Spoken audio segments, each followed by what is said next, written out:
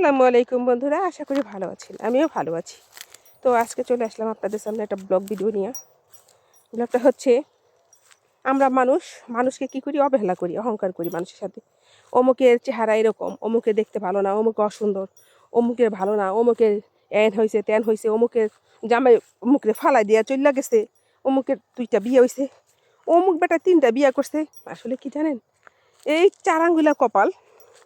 4 আঙ্গুলা কপাল বলতে মানুষ বলতে আগে বুঝতাম যে কপাল বলতে কিছু নাই, নিজের কপাল নিজের ভাগ্য নিজে সাজানো যায়।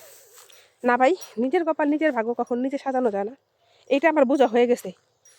আপনি মানুষ যত ভালোই হন, আপনি যতই সংযত থাকেন না কেন, ভদ্র হন না কেন, আপনার কপালে যদি কোনো দুর্গতি থেকে থাকে, সেটা কিন্তু কেউ থামাইতে পারবে না।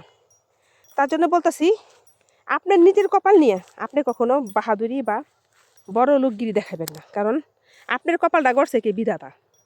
আপনার কপাল ভালো করছে কে? বিধাতা, আল্লাহ, তাই না? তো আমার কপাল খারাপ করছে কে? ওই উপর আল্লাহ। তো আরেকজনের কপাল খারাপ করছে কে? ওই আল্লাহ, ওই বিধাতা, একই বিধাতা, ঠিক আছে, একই সৃষ্টিকর্তা। তো সৃষ্টিকর্তা আমাদেরকে সৃষ্টি করছে মানুষ হিসাবে, সৃষ্টির সেরা জীব হিসাবে। তো আমরা সৃষ্টির সেরা জীব, আমরা সৃষ্টির সেরা জীব হইয়া যদি আরেকটা মানুষকে আমরা অবহেলা করি, অহংকার করি, তার সাথে খারাপ আচরণ করি, তো সেটা কিন্তু আল্লাহ আমাদের সয় না। তার জন্য বলতেছি যে কেউ কারোর সাথে কখনো অবহেলা বা অহংকার এগুলো করার চেষ্টা করবেন না। সবাই মিলামিশা বাস করেন, আমাদের পৃথিবীতে থাকেন। সবাই মিলামিশা, আমরা 2 দিনের জন্য পৃথিবীতে আইছি, থাকার জন্য কিন্তু আসি নাই। এই পৃথিবী থেকে আমরা চলে যাব, তাই না? অনির্দিষ্টকালের জন্য চলে যাব, আর ফিরে আসবো না। আর ফিরবো কিনা তাও জানি না। আর কোথায় যাব মরে যাওয়ার পরে তাও আমরা জানি না। কিন্তু আমাদের চলে যেতে হবে নিশ্চিত। যেহেতু জন্মাইছি, জন্মাইলে কিন্তু মৃত্যু আমাদের আছে। জন্মাইলে মরতে হবে, এটা কিন্তু সত্য কথা। তো যেহেতু পৃথিবীতে আসছি, তো আমাদের মরতে হবে। তো যদি পারেন একটু আল্লাহ তাআলার নাম নিয়েন, 5 ওয়াক্ত নামাজটা পড়ার চেষ্টা করবেন সবাই। আর সবাই আল্লাহর গুণগান গান। আল্লাহ কিন্তু আল্লাহর সেবা করার জন্য, আল্লাহর গুণগান গাওয়ার জন্যই আপনাকে পৃথিবীতে সৃষ্টি করছে। তো আমরা কিন্তু আল্লাহকে কিন্তু আল্লাহর কথা শুনি, কিছু শুনি না। আমাদের যা মনে চায় আমরা তাই করি। আমাদের যে বিবেক, সেই বিবেকটা অনেক সময় তো মরে যায়। সেই বিবেকটাকে জাগ্রত করুন। মানুষ হিসাবে বাঁচার চেষ্টা করুন। মানুষকে মানুষের মতো সম্মান দিন। কারণ প্রত্যেকটা মানুষ এই পৃথিবীতে আসছে। সবাই চলে যাবে, কেউই থাকতে আসে নাই।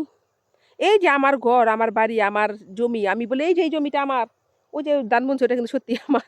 তো ওই জমিটা আমার, ওই যে দূরে বাড়ি, আমার বাড়ি দেখা যাচ্ছে, ওই বাড়িটা আমার। এগুলা বলি, এই সর্ষা ক্ষেতটা আমার, আমারটারে আমি আমার বলি, পরেরটার তার বলি না।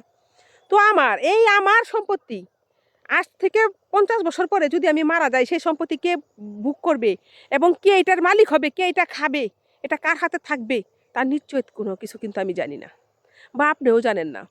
তো আপনি 7 তলা বিল্ডিং তুলছেন, সেই বিল্ডিংয়ের ভিতরে এখন আপনি আরামসে আছেন, আমি টিনের ঘরে আছি। এমনও দিন আসবেই আপনাকে সেই মাটির তলে শুইতে হবে, 3.5 হাত কাপড় নিয়ে যেতে হবে, সাদা কাপড়, কাফনের কাপড়।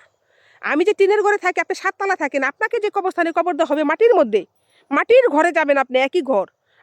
আমি যে টিনের ঘরে থাকি, একটা মানুষ, সাধারণ মানুষ, আমাকেও কি করবে, সে টিনের ঘরেই পাঠানো হবে, ঠিক আছে? টিনের ঘরে না, সেই মাটির ঘরেই পাঠানো হবে। আর কি টিনের ঘর থেকেও সে মাটির ঘরে আমি যাব, সে বিল্ডিং ঘর থেকেও আপনি সেই মাটির ঘরে যাবেন। তো 3.5 হাত মাটির তলে কিন্তু আমাদের যেতে হবে। তো যাই হোক, সবাই কিন্তু চলে যাব, আর থাকতে আসি নাই। যেহেতু চলেই যাব, সবাই সবার সাথে ভালো আচরণ করবেন। মরে গেলে কিন্তু কথা রেখে রয়ে যাবে। আমরা কিন্তু চলে যাব, আমাদের কথাগুলা কিন্তু পৃথিবীতে থেকে যাবে। তার জন্য সবাই ভালো ভালো কথা বলুন, সবার সাথে ভালো আচরণ করুন, কারোর সাথে দুর্ব্যবহার করবেন না। তবে এখানে একটা কথা আছে, কেউ যদি ইটকেলটা মারে, তাকে তো পাটকেলটা সবাই মারতে চায়। সেবারে লাথি মারলো, সেবা লাথি মারে, এটা সত্য কথা। তারপর সবাই ভালোভাবে চলুন। আপনি যদি কাউকে লাথি না মারেন, সেবাকে যদি আপনি লাথি না মারেন, সেবা আপনাকে লাথি মারবে না। বোবার কোনো শত্রু নাই। আসসালামু আলাইকুম বন্ধুরা।